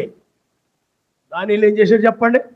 ప్రార్థన చేస్తే రాజు చెప్పినట్టు కాకుండా సర్వశక్తిమంతుడు వైపు చేతులెత్తి ప్రార్థన చేస్తే సర్వశక్తిమంతుడు ఏం చేశాడు చెప్పండి? అప్పుడు కాపాడలా, తీసుకుని వెళ్ళి సింహాల గుహలో పడేశారు. దానియేలు ఏంటని సింహాల గుహలో పడేసి నేను ప్రార్థన చేశాను కదా, ఆయనకే ప్రార్థన చేశాను కదా, రాజుగారి పక్షంగా నిలబడకుండా నేను సర్వశక్తిమంతుడి పక్షంగా నిలబడ్డాను కదా, సింహాల గుహలో పడేశారు కాబట్టి ఇంక సర్వశక్తిమంతుడి అన్యాయస్తుడని అన్నాడా? లేదు. తగిన సమయంలో ఆయన రక్షిస్తాడని విశ్వాసంతో ఉన్నాడు. తెల్లవారుజాము వచ్చినప్పుడు రక్షించాడు. అందువల్ల నిరుత్సాహపడకూడదు. వెంటనే ఆయన రక్షించకపోయినా తర్వాత ఆయన సహాయం చేస్తాడు. విశ్వాసముతో ఉండాలి. ఆయన నమ్మండి. ఆయన నమ్మిన వారి కోసం ఏదైనా ఆయన చేస్తాడు. పేతురు చూడండి, నమ్మాడు. అప్పటి వరకు వల వేశాడు పేతురు, ఏమి చేపల పడలా. మెస్సి అన్నాడు, ఇప్పుడు వలయ్య అన్నాడు. ఎవరే మాకు తెలీదా? ఏమో నీకంటే తెలివైన వాళ్ళవే, మాకు ఏమాత్రం తెలియదు అనుకున్నావు ఏంటి? వలయమంటున్నావు, ఇప్పుడు చేపలు ఏమైనా పడతాయా? ఏం పడవయా? చూసాం అని ఏం మాట్లాడాల. ఎలా ఉన్నారండి, నువ్వు చెప్తున్నావు ఒకటి మరలా వేస్తామని వేశాడు. విస్తారంగా చేపలు పడ్డాయి. ఇలా లోబడితే ఆయన ఏదైనా కార్యాన్ని చూస్తారు, ఆయన నమ్మనిస్తారు. లోబడకపోతే అద్భుతాన్ని చూడలేదు. లోబడితే నేను ఆరాధనకు రమ్మంటే వచ్చినప్పుడే, నువ్వు లోబడినప్పుడే నీవు ఒక ఆత్మ నింపుదలతో నువ్వు వెళ్తావు, ఆయన నమ్మనిస్తావు. హల్లెలూయా, హల్లెలూయా. అందుకనే పిల్లారా, మనం ఆయన సన్నిధికి వచ్చి మనం ప్రార్థన చేసుకుంటూ ఆ వాక్య ప్రకారం నడుస్తూ మనం ప్రార్థన చేసుకుంటూ ఉన్నట్లయితే మనకు కలిగేటువంటి ఆనందము పిల్లారా దేనిలోనూ దొరకదు. అది నిజం. నువ్వు బంగారం కొనుక్కోవచ్చు దానికంటే, ఏమండి, లేకపోతే నీకు ఎవరైనా ఏదైనా సహాయం చేయొచ్చు దానికంటే, నువ్వేదైనా కొనుక్కోవచ్చు, ఒక వస్తువు కొనుక్కోవచ్చు దానికంటే ఆయన సన్నిధికి వచ్చి ప్రార్థన చేసుకుంటే ఆ ఆనందమే కన్నిటికంటే కూడా ఇది శాశ్వతమైన ఆనందాన్ని స్థాయి నామనిస్తుంది. హల్లెలూయా. అందుకని ఎందుకు ప్రార్థన చేసుకుంటారయ్యా? ఒకరు అడుగుతుంటారు, అస్తమానం ప్రార్థన దేనికి ఎందుకయ్యా? ఏదో అప్పుడప్పుడు చేసుకోవచ్చు కదా, ప్రార్థన దేనికి అస్తమానం వారానికి 3 సార్లు ఎందుకు? పని పాట లేదా మీకు? మాకు బోల్డ్ పనులు ఉన్నాయి, ఖాళీ ఉండదు మాకు, మీకు ఏ పని పాట లేదా అంటున్నాడు. నేను అన్నాను, ప్రార్థన చేసుకుంటే దానిలో ఉండే ఆనందం నీకు తెలియదు కాబట్టి నువ్వు ఆ విధంగా మాట్లాడుతున్నావు. ప్రార్థన చేసుకుంటూ ఉంటే ప్రార్థన వలన ఏమి కలుగుతుందంటే పరసంబంధమైనటువంటి శాశ్వతమైనటువంటి ఆయన యందు ఆనందము లభిస్తుంది, తృప్తి కలుగుతుంది. హల్లెలూయా. అందుకని చాలా మంది ప్రార్థన లేని వాళ్ళు ఎప్పుడు కూడా చిరుగులు ఆడుతూ ఉంటారు. ప్రార్థన ఉండదు, వాళ్ళు ఏదో ఒకటి మనసులో పెట్టుకొని ఉంటుంటారు ప్రార్థన లేక. అందుకని ప్రార్థన చేసుకోవడం వల్ల హృదయంలో ఆనందం ఉంటుంది అన్నమాట, సంతోషం వస్తుంది అనమాట. ప్రార్థన లేకపోతే ప్రతిదానికి బాధపడిపోతుంటారు. ఎవరైనా ప్రార్థనకు వచ్చారంటే బాధపడిపోతుంటారు, ప్రార్థన రాలేదని అడిగితే బాధపడిపోతుంటారు. మీకు అర్థమైందా? ప్రతిదానికి ఏమైపోతున్నారు చెప్పండి? వాళ్ళు ఎవరో చర్చిలో పరిచయం చేసినట్టు బాధపడిపోతుంటారు. అన్నిటికీ బాధపడిపోవడమే, సంతోషం ఉండదు, ఆనందం ఉండదు. వాళ్ళ ముఖంలో ఆనంద ప్రవాహం కనపడదు వాళ్ళ జీవితాల్లో. కారణం ఏంటి? ప్రార్థన అనేది లేకపోవడం వల్ల. హల్లెలూయా. అందువల్ల ప్రార్థించుకునే వాళ్ళకి, ఎక్కువగా ప్రార్థన చేసుకునే వాళ్ళకి ఆ పరలోక ఆనందం ఉంటుంది తప్ప ఈ లోక సంబంధం ఏమున్నా కూడా ఆనందం ఏది వాళ్ళకి. ఏటిని బట్టి కూడా ఆనందం కలగదు. అదే మందిరానికి వెళ్తే ఏమో ఆనందం వస్తుందండి, పనికి వెళ్ళి డబ్బులు సంపాదించుకొని ఆ డబ్బులు చూసుకుంటే ఆనందం కలుగుతుంది. అంతేకాదు అవి కొనుక్కోసుకుంటే ఆనందం కలుగుతుంది. ఇది ఇచ్చాను, ఇది కొన్నాను, అది కొన్నానని అందరూ ఆనందపడిపోతారు. కానీ దానికి మించిన ఆనందము పిల్లారా ఆయనలో ఉంది. హల్లెలూయా, హల్లెలూయా. అందుకని ప్రార్థించుకుంటా ఉంటే నువ్వు పరసంబంధమైన ఆనందాన్ని చూస్తావు. ఆ ఆనందం వచ్చే వరకు నువ్వు ప్రార్థన చేయి. నీవు తృప్తిగా నీ ఇంకా హృదయంలో ఏ దోషారోపణ లేకుండా ఆనందం వచ్చే వరకు కూడా నువ్వు ప్రార్థన చేయి.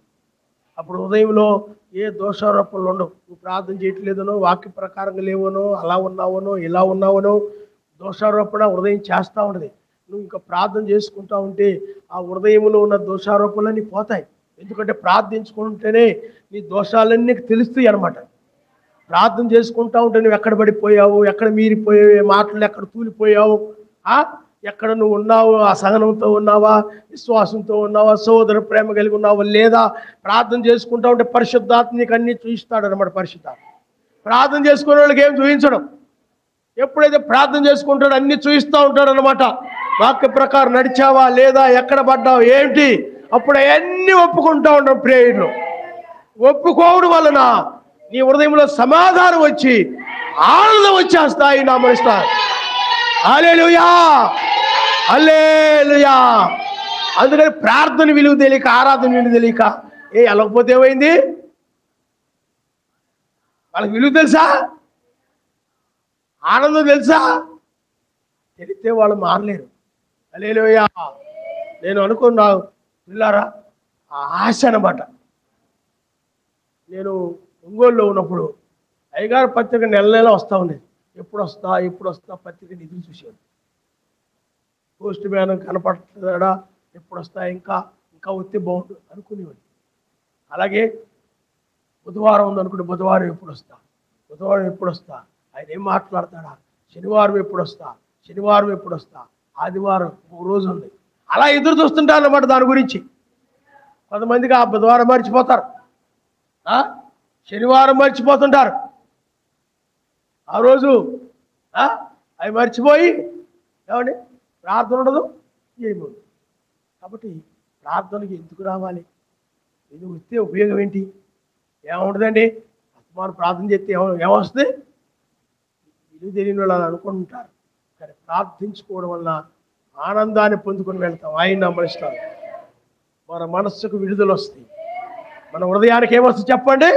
విడుదల వస్తుంది, మార్పు వస్తుంది, మనసు మారిపోద్ది. అందుకనే ప్రార్థన లేని వల్లే ఏమండి రక్షణ పొందినా కానీ మారు మనసు లేకుండా ఉంటారు. ఆ పాత బుద్ధులే కనపడుతుంటాయి, పాత స్వభావమే కనపడుతుంటది. ఆ పాత కోపం, పాత కక్ష, పాతయే ఉంటాయి. రక్షణ పొందాక వాక్యం వింటారు కానీ ఆ ఆనందము, ఆ సమాధానము, ఆ లోబడము, ఆ తగ్గింపు, ఆ సహనము కనబడ్డం అసలు కనబడ కారణం ఎందుకని? ప్రార్థన లేకపోతే మార్పు రాదు. మెస్సయ్య శరీరం చూడండి, ప్రార్థిస్తూ ఉండగా పరిశుద్ధ పర్వతం మీద ఆయన శరీరం ఏమైపోయింది చెప్పండి? మారిపోయింది. ప్రార్థన అనేది నీ హృదయాన్ని ఏం చేస్తుంది? మారుస్తుంది. అందువల్ల ఆయన మీద ఆనుకున్న వారు ఎప్పుడు కూడా ఆయన ఆ విధంగా ప్రార్థన చేస్తూ ఉంటారు. కాబట్టి అందువల్ల వాళ్ళు ధైర్యంగా ఉంటారు. ప్రార్థన వల్ల నీకు ధైర్యం వస్తుంది. ప్రార్థన వల్ల నీకేమొస్తుంది చెప్పండి? ధైర్యం. ఎత్తబడతాననే ధైర్యం వస్తుంది, నా శరీరం మారుదనే ధైర్యం వస్తాయి.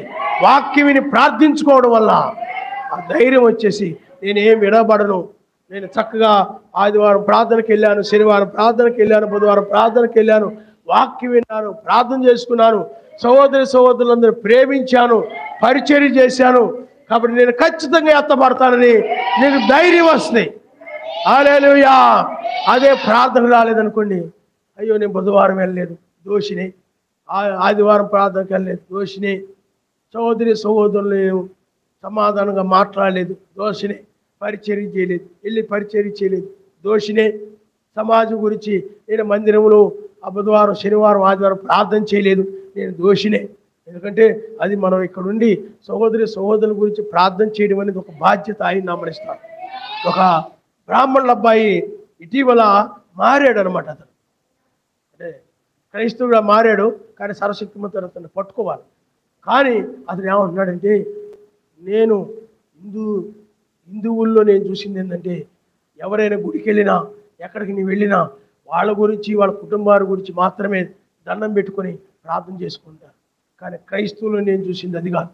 క్రైస్తవులు ఇతరుల గురించి, ఎక్కడెక్కడోనో గురించి, ఎక్కడో ఉన్నవాళ్ళ గురించి కూడా వాళ్ళు ప్రార్థన చేస్తూ ఉంటారు. హల్లెలూయా. అందుకే మనం ఎక్కడ కూడి ఉన్నాం, ఆయన నామనిస్తాం. అది మన ఎందుకంటే రోజంతా ఎప్పుడెప్పుడో ఎక్కడెక్కడో మన పనులు చేసుకుంటూ ఉన్నాం, కానీ ఏకముగా కూడి శరీరముగా కూడాము ఇక్కడ. ఏమండి ఎందుకంటే మనలోనే కొంతమంది కన్ను, కొంతమంది చెవి, కొంతమంది చేతులు, కొంతమంది కాళ్ళు. అర్థమైందా? చేతులు ఉదాహరణకి అక్కడ చిడిగిలో ఉన్నాయి అనుకుందాం, కాళ్ళు ఇక్కడ కాకినాడలో ఉన్నాయి అనుకుందాం, లేకపోతే చెవి, ఇవన్నీ కూడా అక్కడ ఉన్నాయి అనుకుందాం, ఏది వడ్లపాల్లో ఉన్నాయి అనుకుందాం. అవయవాలు ఎక్కడెక్కడెక్కడో ఉన్నాయి, కానీ బుధవారం శనివారం ఆదివారం వచ్చేటికి ఏమైపోతుంది చెప్పండి? కూడుకొని కాళ్ళు చేతులు చెవులు నోరు ముక్కు ఇవన్నీ కూడుకొని ఒక శరీరముగా ప్రార్థన చేస్తున్నాయి. ఆయన నామమున స్తోత్రం, హల్లెలూయా. అందుకని మనం శరీరంగా కూడి, అందుకని పనులు బ్రహ్మం గారు అంటారు నువ్వు పనులు మానుకుని రావడం వల్ల అది త్యాగం అన్నాడు ఆయన. పనులు లేనప్పుడు రావడం త్యాగం కాదు. మీకు అర్థమైందా? తేజ గురించి అందుకే చెప్పాను అనమాట. ఇది మిగతా వాళ్ళు ఇది తను ఇదని కాదు, స్కూల్ ఉన్నా కూడా ఏమండి దాన్ని మారి రావడం ఏంటంటే త్యాగం చేయడం అంటారు. మీకు అర్థమైందా? దాన్ని ఏమంటారు చెప్పండి? త్యాగం చేయడం అంటారు. అదే ఖాళీగా సెలవు ఉన్నప్పుడు వచ్చారు అనుకోండి, త్యాగం అవ్వదు అది. అంటే దానికోసం ఒకటి త్యాగం చేసాం. అర్థమైందా మీకు? ఒకదాన్ని మనం ఏం చేసాం చెప్పండి? త్యాగం చేసాం. అలాగే మనం ఆయన కోసం త్యాగం చేయాలి. ఇంకో సందర్భంలో ఏమంటారంటే, ఈరోజే పంపించారు ఇక్కడ వర్తమానము, ఆ యొక్క కూడిక, ఆ యొక్క మర్మము బయలుపరచడి జరుగుతుండగా నువ్వు ఇంటి పట్టి ఎలా ఉండగలుగుతున్నావు? నేను అనుకుంటాను వీళ్ళు పనులకి ఎలా వెళ్ళగలుగుతున్నారు అనుకుంటాను. ఎలా వెళ్ళగలిగి పనులు చేయగలుగుతున్నారు వీళ్ళు అనుకుంటాను. నేనైతే అలా చేయలేను, నా వల్ల కానే కాదది. ఎందుకంటే నాకంటే ఆయన అంత భయం, నేను మానలేను, అంత ధైర్యం చేయలేను. ఆయన ప్రార్థన మానలేను, ఆయన వాక్యం మేరలేను. ఎందుకంటే అయ్యో ఈరోజు సహోదరి గురించి నేను ప్రార్థన చేయాలి. హల్లెలూయా. కాబట్టి పిల్లలందరి గురించి మనం ప్రార్థన చేయడం వల్ల మనకు ఆనందం వేస్తుంది, పరిచయం చేయడం వల్ల ఆనందం వేస్తుంది, ప్రార్థించడం వల్ల ఆనందం వేస్తుంది. కాబట్టి ఈ ఆనందం ఎక్కడ దొరకదు. ఏ కొనుక్కున్నా కూడా ఈ ఆనందము దొరకదు. అందుకని చాలామందికి ఎన్ని కొనుక్కున్నా కానీ లోపల బాధ ఉంటుంది. ఒక ఆవిడ ఎంతో బాధపడిపోతుంది, ఏ కొనుక్కొని బాధపడుతుంది. ఏమ్మా అంటే, ఎన్ని కొనుక్కున్నా ఏ ఆనందం ఏముందండి, నా ఆత్మీయ జీవితం ఆత్మీయ ఆనందం లేదండి అన్నాడు. పిల్లలు ఇది ఎత్తున్నారు, అవి కొంటున్నారు, ఇంట్లో అన్నీ అమరుస్తున్నారు, కానీ నా హృదయంలో ఏమి లేదు, ఆనందం లేదు.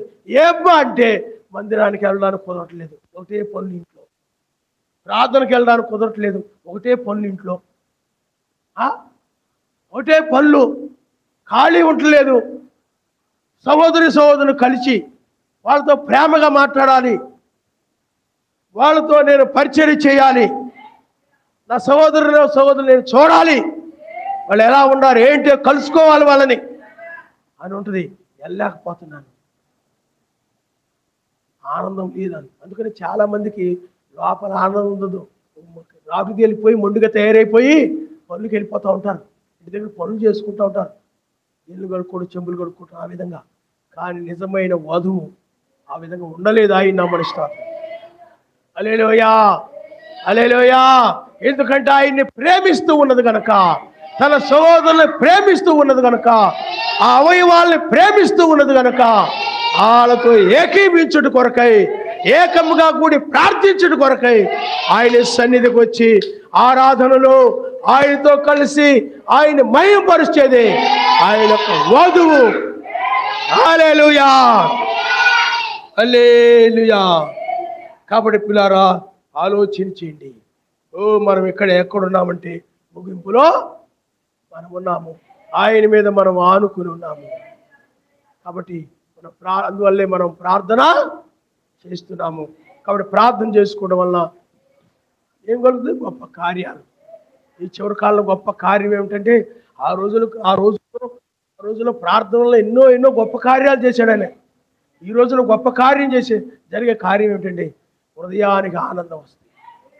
ఈ పరిశుద్ధాత్మ ఆనందం కలిగిన వారి పైకి ఎత్తుతారు ఆయన. హల్లెలూయా. అంటే లోక చింతలన్నీ కూడా బయటకు పోయి, ఏమండి, అన్ని చింతలు ఆయనకు అప్పగించి ఆయన ఎందుకు ఆనందించగలుగుతారు. ప్రార్థన వలన. ప్రార్థించేవారు మాత్రమే అది చేయగలుగుతారు, ప్రార్థన లేనివారు అది చేయలేరు. చింతలు ఆయనకు అప్పగించలేరు, ఆయన ఎందుకు ఆనందించలేరు. ఎప్పుడు కుళ్ళు ముఖం వేసుకొని, ఏమండి, గాలిపోయిన బాలులాగా ఉంటారన్నమాట. గాలి లేని బాల్ ఏముంటుంది, చొట్టలు పడిపోవడం, అలా ఉంటుంది ఇలా మొహం. ఆనందం కనపడదు. ఎప్పుడు చూసినా ఏదో పోగొట్టుకున్నట్టుగా, కోల్పోయినట్టుగా బాధపడుతుంటే, ఇంత రక్షణ ఉన్నా, ఇంత వర్తమానం ఉన్నా, ఈ రాకడలో ఉన్నా ఏమీ లేనట్టుగా బాధపడిపోతూ ఉంటాడు అనమాట. కారణం ఏంటి? ప్రార్థన లేక. ఏమి లేక చెప్పండి? ప్రార్థన లేక. అందువల్ల ఏకీభించి ప్రార్థన అనేటువంటిది చాలా ప్రాముఖ్యమైంది. ఆయన నమస్తారు. తల్ల వంచుకోండి, మనం ప్రార్థన చేసుకుందాం. అందువల్ల ఆయన మీద ఆనుకొని మనం ప్రార్థన చేస్తుంటే మనకు ధైర్యం వస్తుంది. ఎందుకంటే బైబిల్లో భక్తులు ప్రార్థన వల్లే ధైర్యం పొందారు, ఆదరణ పొందారు, అద్భుతాలు చూశారు, మహత్కారాలు చూశారు. ఆనందాన్ని మనం చూడాలి చివరి కాలంలో. హల్లెలూయా, హల్లెలూయా. మొన్న కావడంటుంది, మా ఆయన ఎప్పుడు ఆనందంగా కనపడ్డండి, ఎప్పుడు చూసినా ఏడుపు ముఖం వేసుకొని ఉంటాడు, ఏదో చింతతో బాధపడుతూ వాళ్ళ మీద వీళ్ళ మీద, వాళ్ళ గురించి వీళ్ళ గురించి బాధపడుతూ ఉంటాడు తప్ప ఏమి ఆనందంతో ఉండడండి అంటుంది. దానికి కారణం అతనికి ప్రార్థన లేక.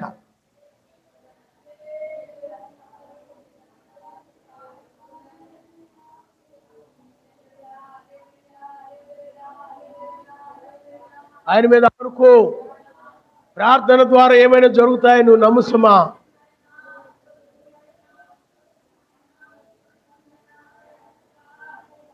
ఆయన వైపు చూడాలి నువ్వు.